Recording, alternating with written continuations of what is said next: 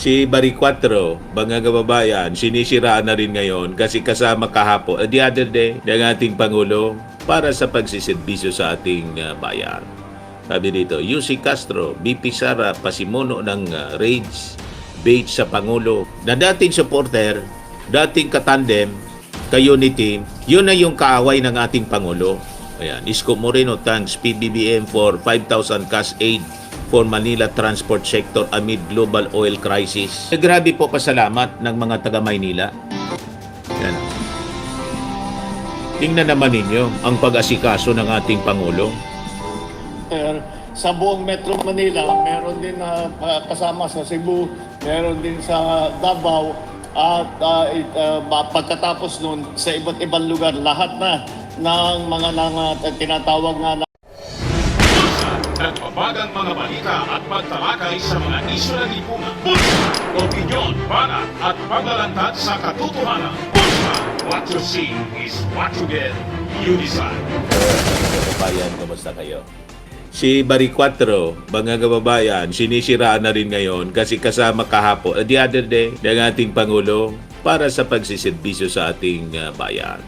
Sabi dito, UC Castro, BP Sara, pasimuno ng raids, bait sa Pangulo. Sinabi ni Palace Press Officer Claire Castro na si Vice President Sara Duterte ang umano'y pasimuno ng raids bait laban kay Pangulong Ferdinand Marcos Jr. Ayon kay Castro, matagal naman itong ginagawa ng Vice Presidente at madalas na paniniraan niya ang binabato niya laban sa Pangulo upang pagmula ng galit ng taong bayan. Salot talaga po. Salot itong si Sara Duterte.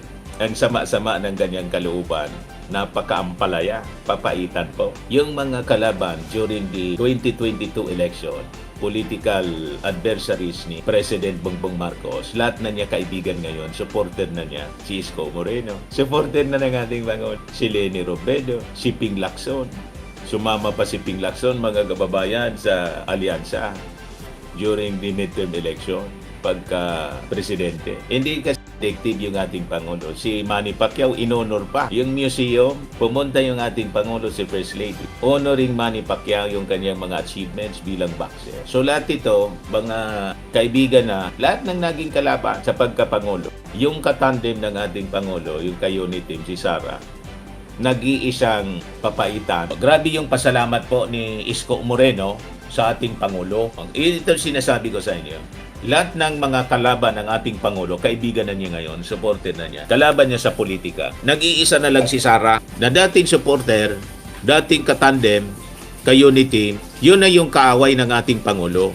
Ayan, Isko Moreno thanks PBBM for 5,000 cash aid for Manila transport sector amid global oil crisis. So, grabe yung pasalamat ni Isko Moreno, mga kababayan. Parinig ko sa inyo yung pasasalamat ni Isko. Siyempre, nagpapasalamat tayo kay Presidente. Napakalaking bagay nito para sa ating mga driver, maibsan yung kinakaharap nilang suliranin dahil sa presyo ng gas.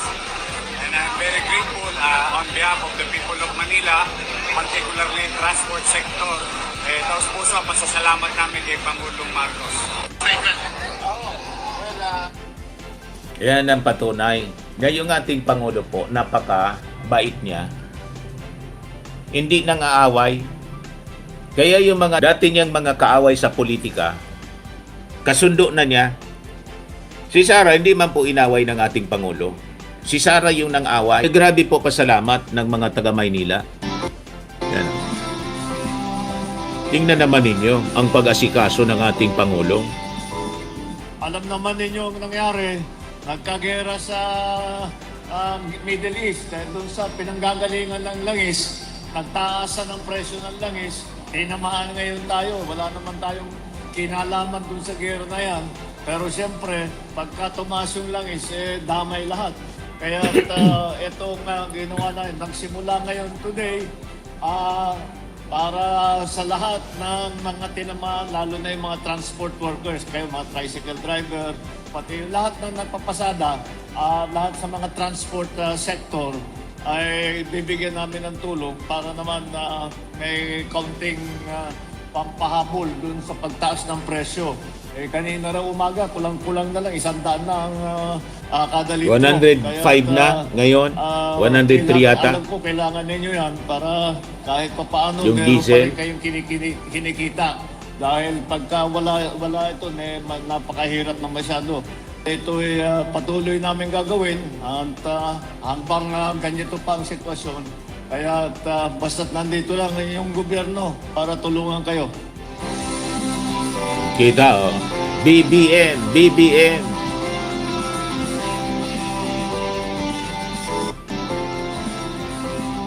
Yan ang ating Pangulo. Tingnan ninyo. Pasalamat siya. Sobrang laki ng tulong. Maraming salamat po kay Secretary Gatchalian at kay President Bong Marcos. Saan ba mapupunta yun, sir? Para to sa bibili agad ako ng isang sakong bigas. Tapos, ayan, 5,000. Ah. Ano atin? Ulam. Ulam. Pangkasulina, magkano pangkasulina? Pamasahin ng anak ko. Ayun, pangangailangan ng pamilya, sir. O, di ba? Sobrang laki ng tulong. Maraming salamat po kay Secretary Gatchalian at So yun mga kababayan, yung ating Pangulong Bongbong Marcos. Hindi siya namimersonal. Kaya galit na galit ngayon yung mga DDS, sinisiraan na yung mayor ng Maynila kasi dati ang kasama niyan si Sara. Ngayon yung ating Pangulong Bongbong na. Nagsiselos po. Yan si Isko.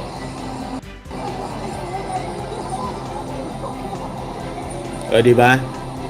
Nakakatuwa mga kababayan. Sir, palisin mo na yung mga nakaupo dyan. Kuya! Kuya! Salubok na doon, salubok na. Siyan po mga kababayan. Kaguluhan yung ating Pangulo ng mga Manilenyo. Kasi hindi po sila pinopolitika. Yung mayor nila, mga kababayan na dating kalaban, sumusuporta na mga kababayan sa ating Pangulong Bongbong Marcos. Sino ba naman ang hindi susuporta sa ganyang uri ng Pangulo? O di ba? Tuloy-tuloy lang ito. Mga kababayan, pinagkakaguluhan siya. Si Sara Duterte, nagkakagulo lang yung mga bodyguards niya. Hands-on siya po, mga kababayan. Po kami para tignan itong ginagawa natin. Ito na nagsimula itong distribution. Alam naman ninyo ang nangyari. Nagkagera sa Middle East dahil doon sa pinanggagalingan ng langis. Nagtaasan ng presyo ng langis. Tinamaan ngayon tayo. Wala naman tayong kinalaman dun sa gera na yan. Pero siyempre, pagka tumaas yung langis, damay lahat. Kaya itong ginawa namin, nagsimula ngayon today. Pugig-pugi si Yorme. Para sa lahat ng mga tinamaan, lalo na yung mga transport workers, kayo mga tricycle driver, pati lahat ng nagpapasada, lahat sa mga transport sector, ay bibigyan namin ng tulong para naman may kaunting pampahabol dun sa pagtaas ng presyo. Kanina raw umaga, kulang-kulang na lang, 100 na ang kada litro. Kaya alam ko, kailangan ninyo yan para kahit pa paano, meron pa rin kayong kinikita. Dahil pagka wala Grabe ang pag-asikaso ng ating napakahirap na Pangulo. masyado. Kaya siguro, dito lang po kami para mag-inspeksyon at titiyakin lang namin na makapagbigay tayo. Dito po ay ilan ang i-distribute dito? Dito mga 600. Mga 600 dito ang bibigyan.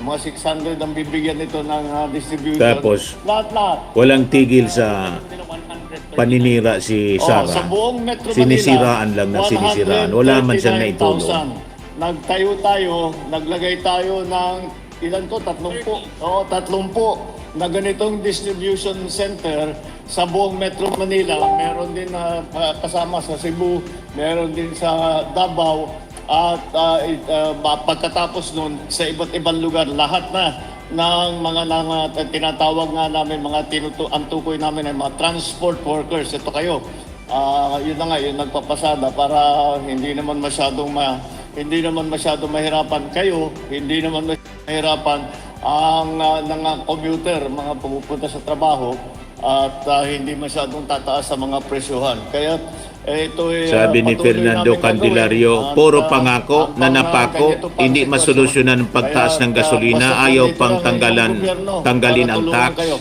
Sige, good luck po. Magandang umaga. Misinformed kasi kayo.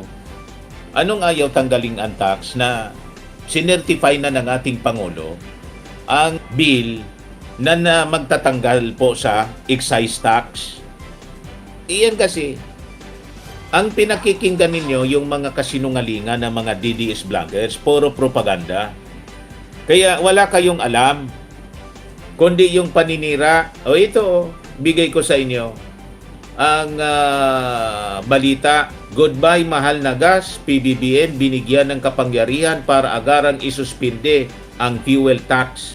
Galing mismo ito sa Presidential Communications Office. Direktang pinapadala sa amin na mga basahin ko sa inyo. Bantayan din ang national emergency.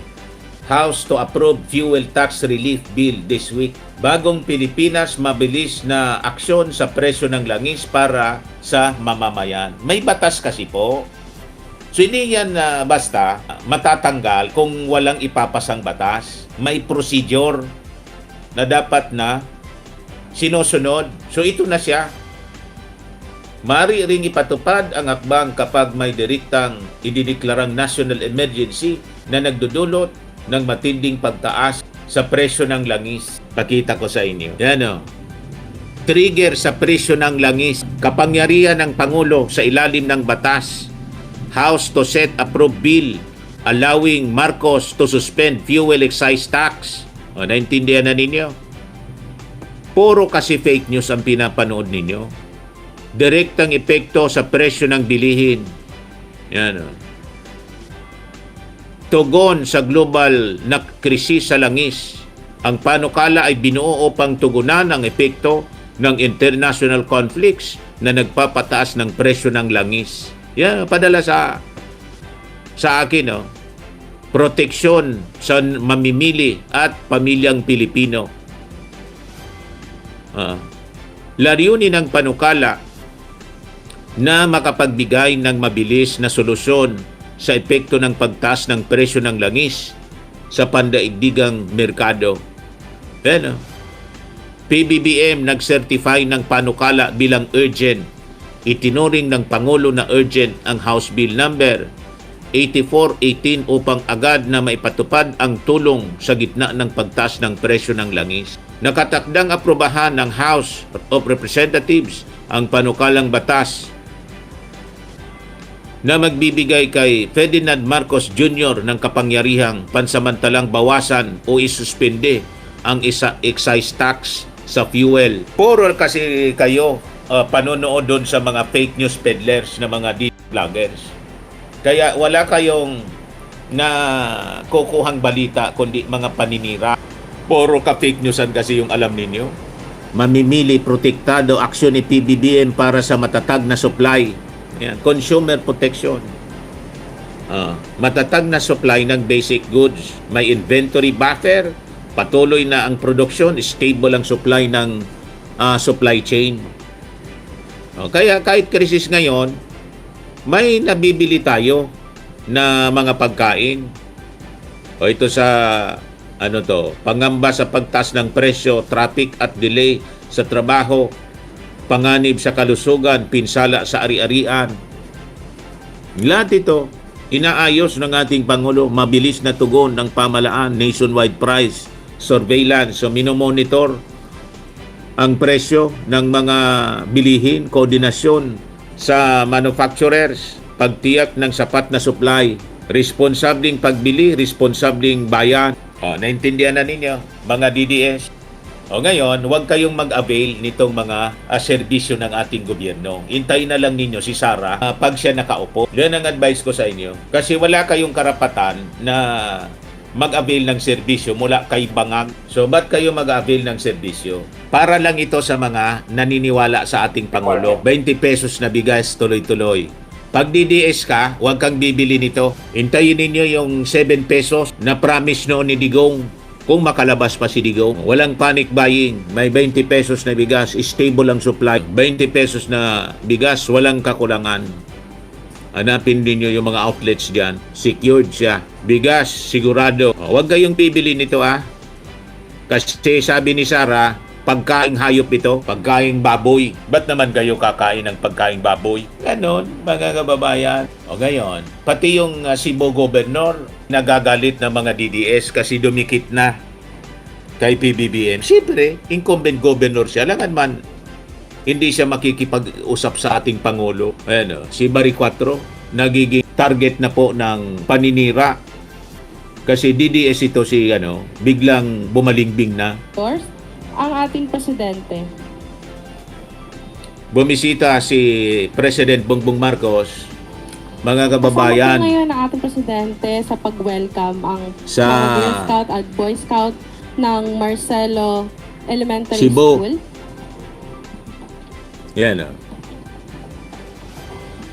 Inspection of the learning continuity space in Yakap at Ngayon po ay Kalinga Services sa Cebu, Bogo City yata to.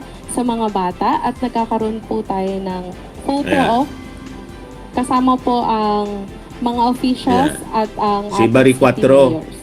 kasama. Magandang araw po sa ating lahat. Nagsiselos Ako po na si yung mga Dea. At DDS. lagi pong napapanood ang Kaya ating sinisiraan na si Bari coverage 4 ngayon. mula sa official channels ng Radio Television Malacanang at Presidential Communications Office. Alam nga naman, incumbent governor ka, pagkatapos bumisita yung president, iisnabin mo na magdadala ng serbisyo sa iyong mga constituent. Busy-busy yung ating Pangulo. Ito, pumunta siya sa inauguration ng Mactan Expo the other day, Mactan Newtown, Lapu-Lapu City.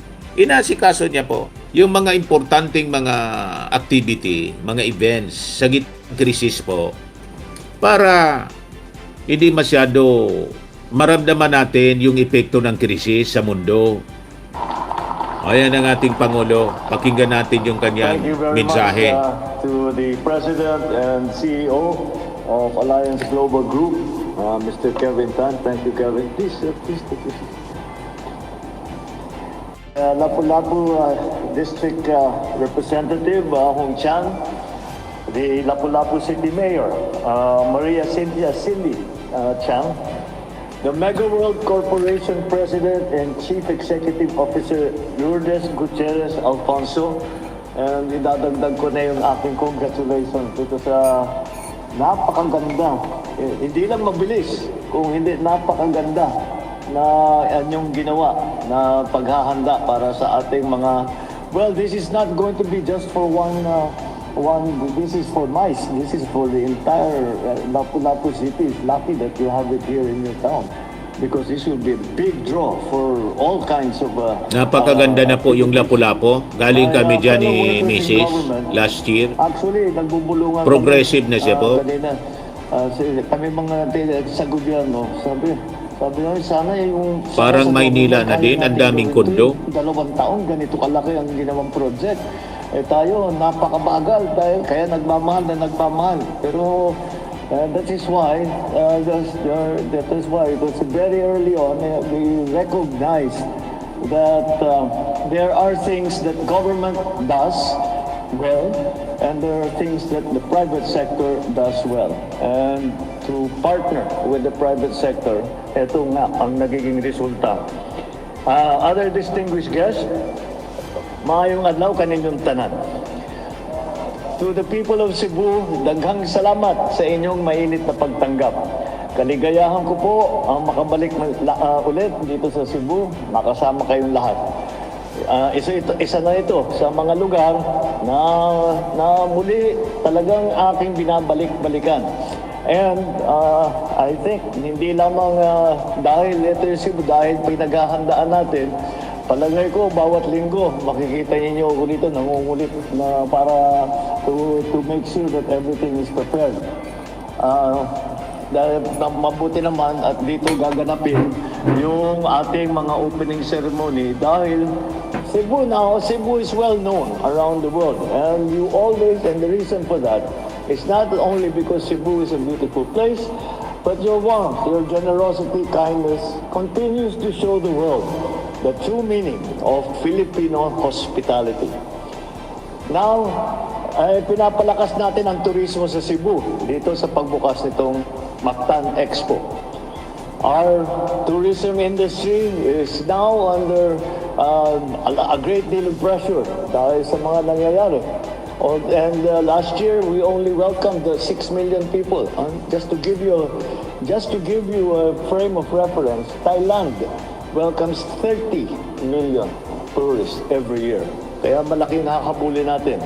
But still, a facility such as this are an encouraging sign, and I am excited to explore more ways to elevate Philippine tourism. Of course, Cebu will always play a very, very large part in all our plans for tourism. And that you have made a name for yourselves around the world, and you are recognized as one of the favorite tourist destinations in the Philippines. Because travelers look for destinations that are easy to reach, equipped with facilities such as this. And of course, the beauty that the whole of the Philippines is able to offer. But alongside that, our infrastructure must continue to improve so that every visitor's experience becomes smoother, more memorable. That's why we need to build more facilities such as this and strengthen our infrastructure so that we support tourism even more Ang strongly. ganda po.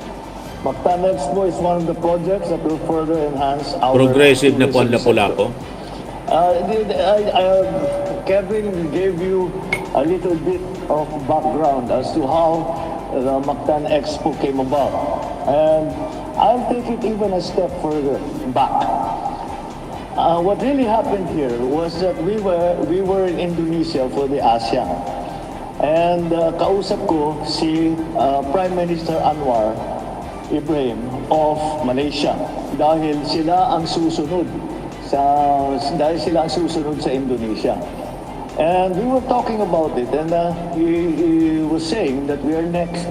And then I asked him, what is it that you have to, well, first of all, the first question I asked him, how much are you spending?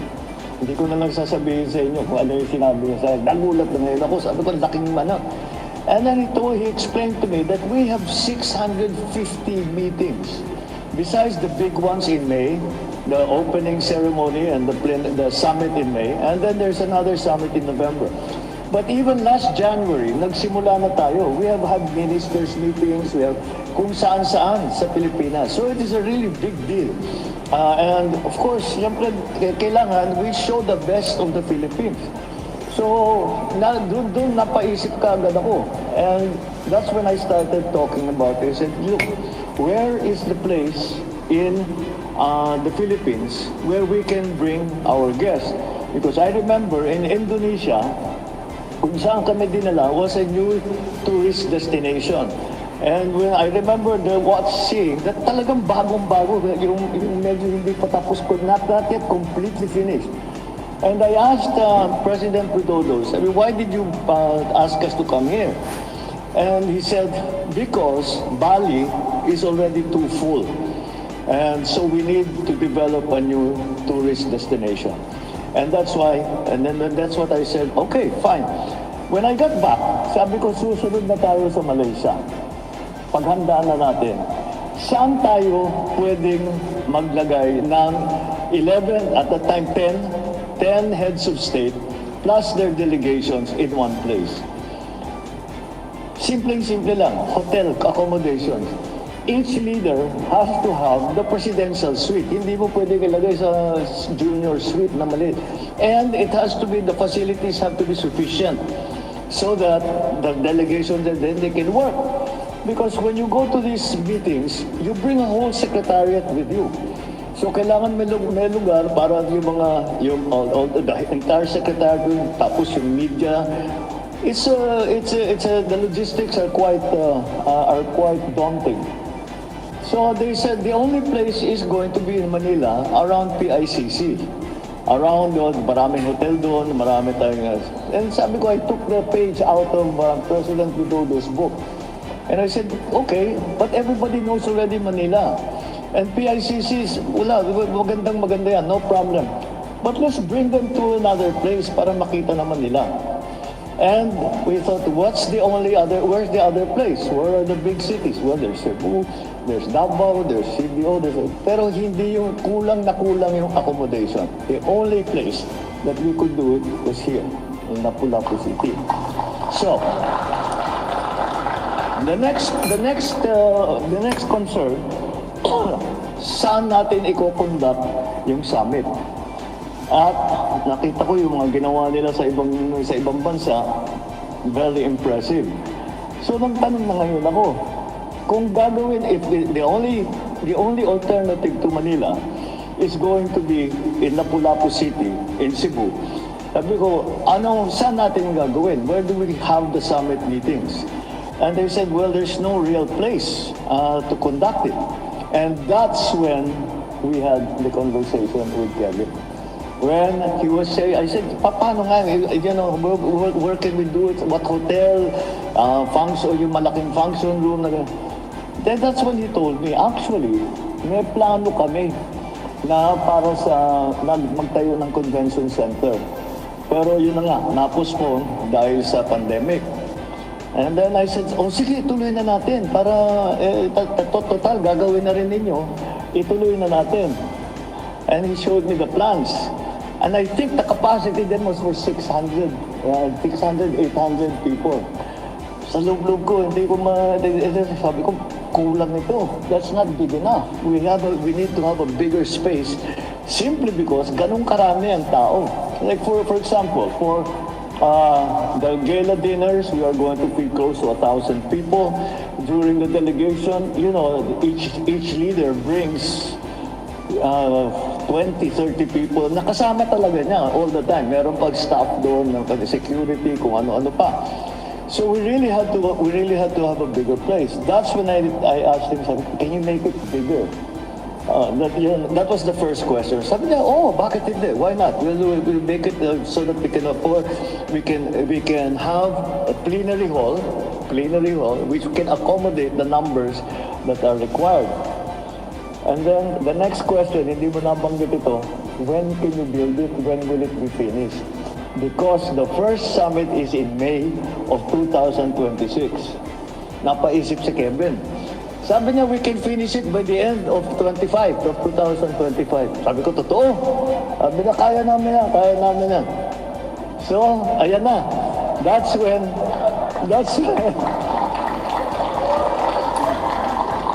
when he started putting pressure on all of you guys.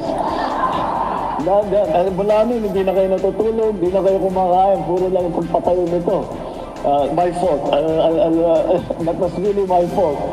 But, true to his word, look at us. We are here now.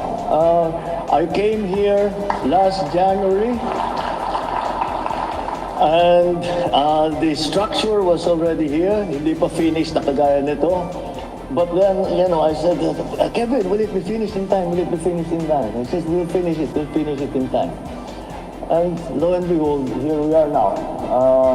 March 16 of 2026, and look at this very, very nice facility that is world-class, that ipagmamalaki ko.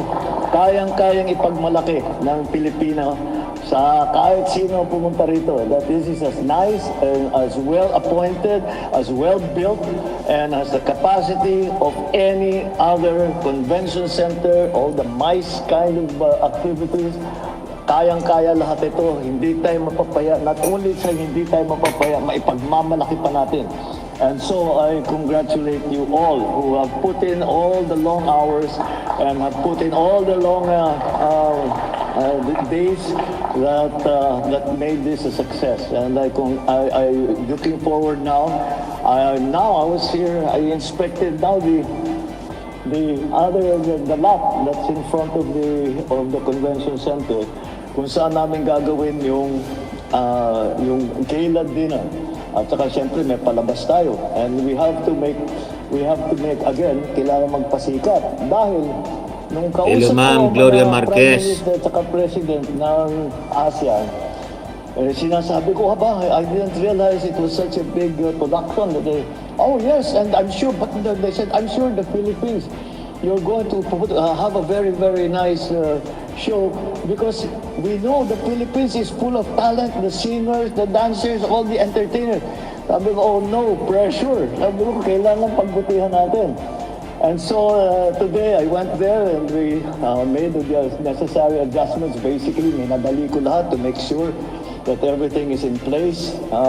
And that's why I was saying earlier that I will be here more often, makikita tayo. But your job is, I suppose, now 90+% done. Now it's our job to put up the tent and the hall for the gala dinner, which is very, very important, which will feature the best of the Philippines. Not the other reason why we chose Cebu was maraming talent dito. Marami tayong pwedeng puntahan. There are many areas there. Kasi hindi naman, pag kami, the mga leaders, all we see are the inside of the convention center and the inside of our hotel. But the rest of the delegations go around and they visit all the places. And you have to have a place for them to go.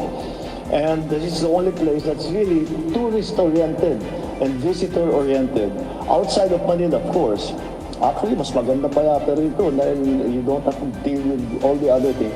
And the facilities are excellent. Malapit ang airport. Madali i-secure. You can secure the entire place. So, hindi magulo. Traffic is not going to be a problem. So, it really turned out, yun lang kulang was the convention center. Now that you have built the convention center, we can say that when we have built the temporary, we tatayo kami ng tent and tatayo bamboo house. Then we will have completed all the preparation at least for May. Grabe, ang ganda. Mainggit naman ito yung mga DDS. Tulad ni Good Vibes Videos na masama ang ugali. PICC is ready. Tambayan daw ng mga magnanakaw. Pinaganda namin is brand new. It looks brand Hindi new. good vibes siya. And it's Bad a very big vibes. facility anyway. And so, I'm medyo mas magaang ang loob kasi I don't worry as much now about them there because the facilities have been there for decades. And, you know, having seen this, I don't have to worry about this area anymore because of all your hard work. So I congratulate you all, and I am happy that we have this here not only for ASEAN, not only for the big summit meetings, but for afterwards, because this will be here after the Philippine chairship of ASEAN is over at the end of this year. This expo will still, Mactan Expo will still be here to welcome all the visitors from around the world. And once again, it is of such quality and it is of such beauty that I don't think we will have to worry about it being good enough for whatever else you decide to organize, whatever else you decide to conduct here in this Mactan Expo. So I'm very proud to have my name on the plaque there in front that we just unveiled. I had very little to do with it except to put pressure on all of you guys. You guys did all the heavy lifting, as they say. And I am very grateful for all your hard work. I'm grateful for all your dedication. So yun mga kababayan, yung ating Pangulo, busy siya. Gobernadora ng probinsya Lalawigan ng Si Baricuatro. Governor Pam Baricuatro. Binabas na ngayon ng mga Cebu DDS. City Mayor Nestor Ganda ng Actibay, Ismail ni Baricuatro. Department of at yung mga iba't ibang mayor Sumusupport na sa ating nakarating Pangulo. dito, mga nagkabisita sa iba't ibang mga bayan na kasama Iyakan yung mga ang, DDS to. bagong sumpa na ating mga na-promote na teacher, ang opisyalis ng DepEd na nandito nakasama natin ngayong araw. Busy po si PBBM. pinakamahalaga na bisita na kasama natin ngayong araw na ito, ang ating na Expanded Career Progression o ECP teacher, ang ating mga kasamahan sa panserbisyo publiko. Magandang hapon po sa inyong lahat, maayong adlaw kaninyong tanan. Para akong teacher, para sabay-sabay talaga ang sagot. Anyway, kayo na ako, napakasaya nito. Pagka nagkaroon ako ng pagkakataon, makasama kayo dito sa lalawigan ng Cebu, lalong-lalo na dahil sa okasyong ito. So I congratulate the newly promoted teachers and principals from 44 municipalities of Cebu Province. This ceremony reflects your commitment to shaping young minds, strengthening their character, and guiding them towards a brighter... Yan ang hindi nagawa ni Sara as DepEd Secretary po. More than just an individual milestone, this promotion sends a message of hope and inspiration to thousands of teachers and principals who aspire to follow in your footsteps. This occasion also signifies this administration's deep appreciation for the work that you do and our commitment to ensure that our teachers continue to receive the support and recognition that you all deserve. This commitment becomes even more important today as we confront the pressing challenges in our educational system.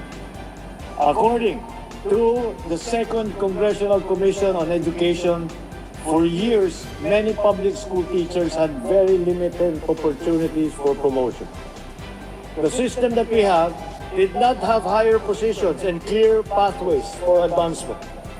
It took 10 to 20 years for a teacher to progress from teacher 1 to teacher 3. Yung nakasama po natin, 30 taon nag-antay.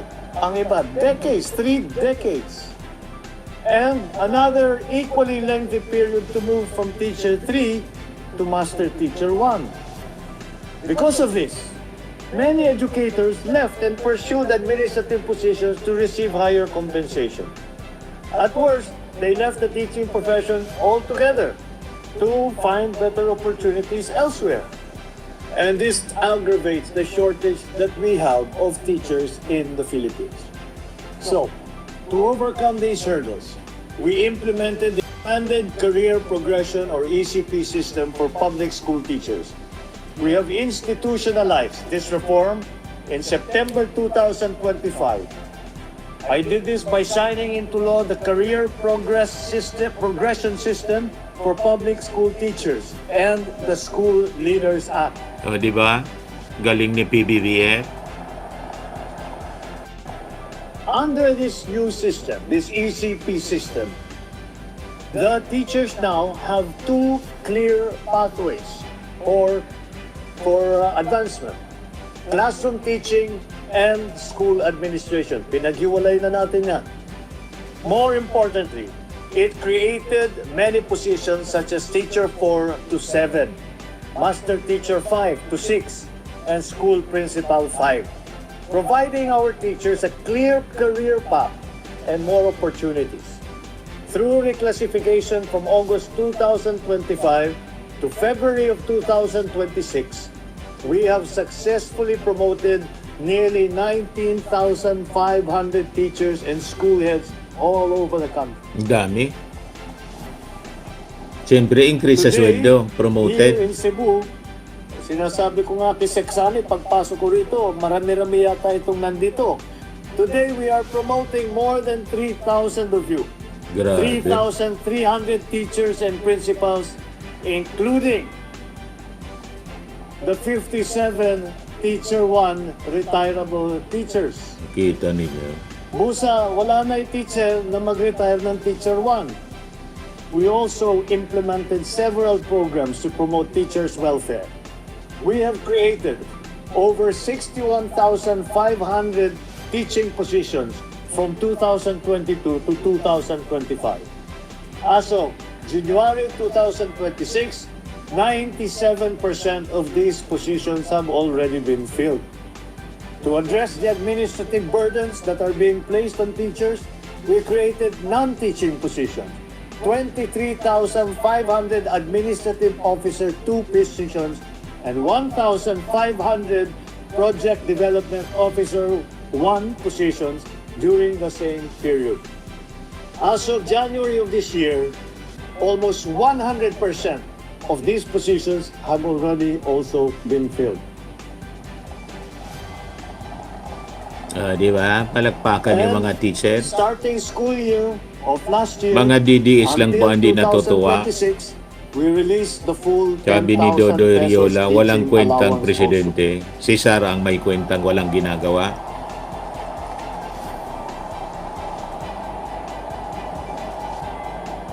also. All of this has opened new doors for career advancement for teachers and for school personnel. We are addressing long-standing barriers to professional growth, strengthening morale within our education sector. Kung dati po, may pangamba kayo na matatapos ang mahabang panahon ng serbisyo, hindi kayo mapopromote. Ngayon, mas malinaw na ang landas ng pag-unlad ng inyong propesyon. Marami sa inyo ang naglaan ng buong buhay sa pagtuturo. Gumigising ng madaling araw, natutulog ng hating gabi upang turuan, gabayan at hubugin ang kabataang Pilipino. Correct. Bukod pa riyan, kayo rin ang inaasahan ng gobyerno upang tumulong sa mga programa, sa mga activities tulad ng eleksyon, programa sa kalusugan, marami pang iba. Para sa inyo, ang pagiging guro ay hindi trabaho. Ito ay bokasyon, isang sagradong tungkulin para Correct. sa inyo. Kaya't nakakaiba talaga ang teacher sa ibang klaseng trabaho, sa ibang klaseng public servant. Lagi kong sinasabi, at napuna ko ito kung governor ako, sabi ko, ang pinakamasibag talaga na public servant ay ang ating mga guro. Dahil bukod sa inyong trabaho sa eskwelahan, na inaalalayan, inaalagaan, tinuturuan ng ating mga kabataan, na napakahalagang trabaho. Lahat ng ibang trabaho, kailangan din kayo ang gagawa. Kayo ang yun ang sinasabi ko, kayo ang gumagawa ng tuloy-tuloy pansit para mampakain doon sa mga mambisita. Na kayo yung mga nasusugatan na yung mga daliri sa kakatamtax doon sa mga tablecloth para may magandang uupuan ng ating mga bisita. Diba? Kayo ang nagbubuo ng Tuwang-tuwa. mga program, mga pagka merong may graduation, kayo rin ang gagawa. Kapag may festival, kapag may anniversary, kayo ang gagawa. Pag may foundation day, kayo ang gagawa. Lahat. Sabi ko, wala naman sa yung mga pinupuntahan kong ibang bansa, wala ka namang nakikitang ganun. Dito talaga sa Pilipinas, iba ang mga ma'am at saka mga sir, ang ating mga teacher natin. Maraming salamat sa inyong servisyo. Dahil dito, napakalaki ang paghahanga at respeto ko sa inyo. Sana'y makatulong ang mga oportunidad na ito na mapabuti ang buhay ninyo at ang inyong mga pamilya. We also recognize the newly promoted personnel of the SDO, Cebu Province. I encourage everyone to continue serving as an example to educators around the world. Lead with empathy, teach with skill and compassion, live with integrity. Nasa sa inyong mga kamay ang hinuhubog ang mga susunod na leader, ang ating mga siyentista, mga doktor, mga manggagawa at lingkod bayan ng ating bansa. Guide our youth as they continue to learn more about themselves, as they expand their horizons, and they reach their full potential. Together, let us shape a bagong Pilipinas where teachers are valued, students are fully supported, and communities are empowered through education. Dagang salamat, mabuhay ang ating mga guro, at mabuhay ang bagong Pilipinas. Maraming salamat po, mahal na Pangulo. At ngayon, inaanyayahan po natin diba? ang ating mahal na Pangulo, His Excellency Ferdinand R. Marcos Jr., kasama si Secretary Sonny Angat. Picture. So busy yung ating Pangulong Bongbong Marcos. Kahit na kare-recover pa lang sa kanyang sakit na ang sabi ng mga DDS malapit na niya. Ito yung mga developments ngayon tungkol kay Sara Duterte. Walang break. Ito yung balita. Diretso ang impeachment hearing, mga kababayan. Walang break sa impeachment. Pinagtibay ng House of Representatives ang House Resolution 892 upang payagan ang Committee on Justice na kumilos sa witness protection petitions. Pinahintulutan din ang pagpapatuloy ng impeachment proceedings kahit nakareses ang Kamara. Mula Marso 21 hanggang Mayo 3, layunin ng hakbang na mapabilis ang proseso at maproteksyonan ang mga testigo sa investigasyon. Walang break. Tuloy-tuloy ang impeachment at sigurado ma-impeach mga kababayan nitong si Sara Duterte. Sino nag-resolusyon nito? Introduced by Representative Faustino Boji D. Ferdinand Alexander Marcos. Si Sandro. Resolution 892. And Marcelino Libanan, a resolution authorizing the House Committee on Justice to implement Section 8 of the Rules of Procedure in Impeachment Proceedings relating to the protection of complainants and witnesses and further authorizing the committee to continue the conduct of impeachment proceedings and the experience in the exercise of ancillary powers during the recess of the House of Representatives from March 21, 2026 to May 3, 2026. Hindi na po tatantanan si Sara. Kahit umiwas siya, tuloy-tuloy ang impeachment at ma-impeach siya sa Kongreso. Yung mga narinig ninyo ng mga congressmen na members ng NUP, si Ronaldo Pono, kahit umalis pa si Ronaldo Pono, still there is a majority congressmen that will support the impeachment complaint. And malamang pati sa Senado, ma-impeach si Sara at ma-convict doon sa Senado, mga kababayan. Kasi hindi isusugal ng mga senador, mga kababayan, ang kanilang political career na sila ay susuporta sa isang tulad ni Sara Duterte na napakasama ng ugali. Basahin ko sa inyo yung sabi ni Attorney Wilfredo Garrido. The signature page of Sara's 10-page answer ad cutelam, I counted 16 lawyers, including named partner Siegfried Fortune. The most I have seen in my entire life. They won't even follow standard practice in procedure, submitting a pleading full of general denials, which are deemed implied admissions. Kita ninyo? Sa tindi, mga kababayan, yan o, yung binabasa ko. Sa tindi na bigat ng kaso ni Sara, hindi po masagot ng maayos, maging ng pinakang magagaling na abogado na kanyang hinire, general denials niya ang ginawa, which are deemed implied admission. So parang inadmit na lang, walang denial eh. Tralala, you are the laughing stock of the legal profession, sabi ni Atty. Wilfredo Garrido. The old partner of the biggest law firm, Sisip Salazar, two of whom were my former bosses, Frank Chavez and Jose Laureta, dismissed such pleadings and tossed them in the trash can as written with the left foot.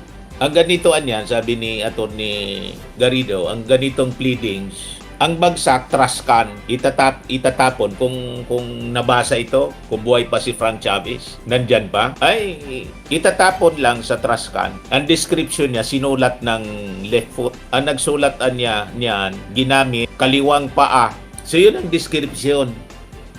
Sa naging answer, nasabi ng mga congressmen, yung answer niya, pati ng complainants, kaya yung di na nag-reply, sabi ng mga complainants, hindi na niya kami magre-reply. Unang-una, hindi man sinagot ni Sara yung complaints. Anong i-reply namin?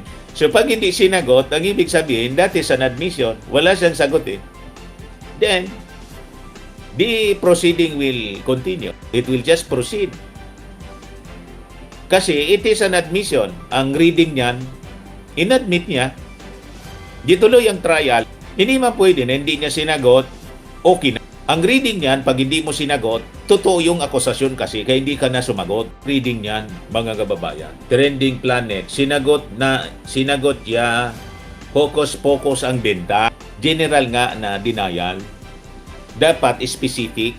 Bakit? May rason dapat. Bakit siya? May counter reply uli. Binibigyan ng 3 days to counter reply. Then comes now sa trial. So doon pa lang, palpak na yung mga aksyon ng kanyang abogado. Sayang yung bayad.